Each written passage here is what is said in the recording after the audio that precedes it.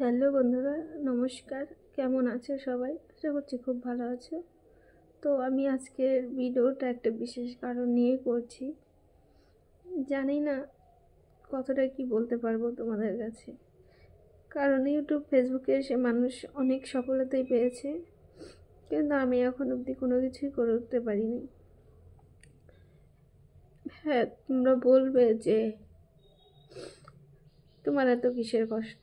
আমার আজকে অনেক কষ্ট লাগছে, কারণ কোনো দিনও না খাই না খাই, কোনো দিনও কারো কাছ থেকে কোনো টাকা পয়সা ঋণ ধার এগুলো কোনো দিন চোখে দেখিনি, কিন্তু বিয়ের পরে এসে এখানে মানে এত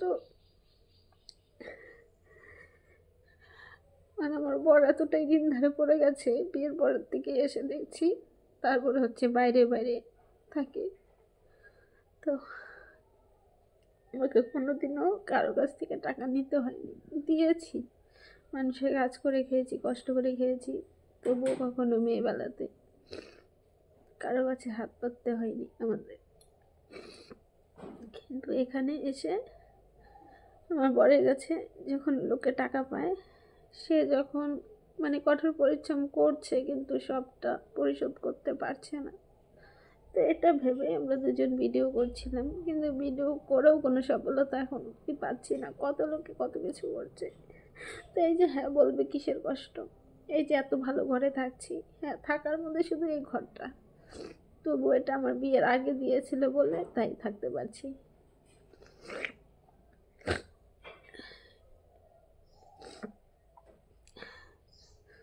তো আমার ঘরের কাছে একটা লোক টাকা পায়, অনেক টাকাই পায়, 60,000 টাকার উপরে।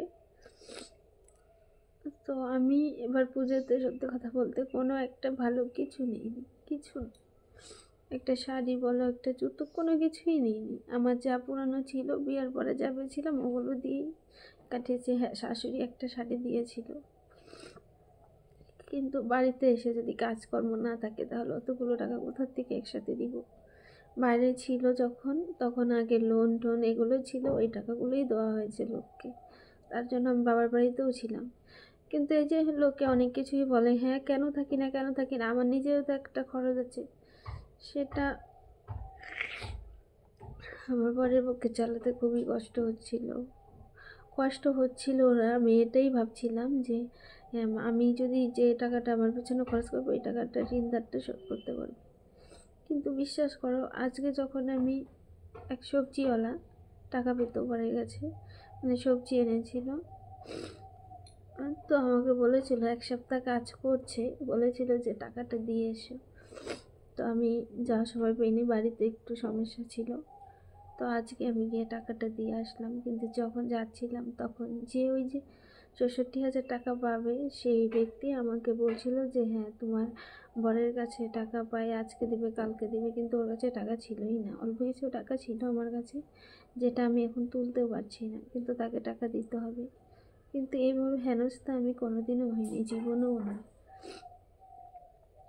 তো পরে যদি ইনকাম বেশি থাকতো, দেশেতে কাজ করে আর কত টাকা ওই খেয়ে দে মানে নিজের সকালের সব বাদ দিয়ে বাস এই আর কি চলছে।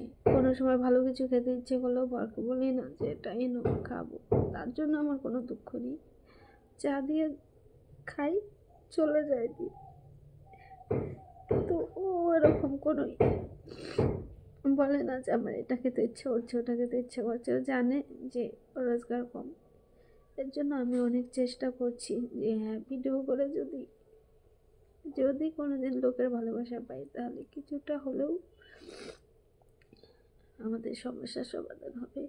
কিন্তু কত লোকে করছে, আমার শুধু ভালো থাকার ঘরটা আছে, কিন্তু ওই লোকের টাকাটা যতক্ষণ না দিতে পারছি ততক্ষণ শান্তি নেই। কিন্তু আমি চাই না আমার বরকে বাড়িতে এসে বাড়ি বয়ে এসে অপমান করে যাক। তো আমি এখন আর কিছুই বলতে পারছি না। তো আমার এটা তোমাদের সঙ্গে শেয়ার করার ছিল, তাই করলাম, কারণ আমি আমার কষ্টটা এখন আর চেপে রাখতে পারছি না।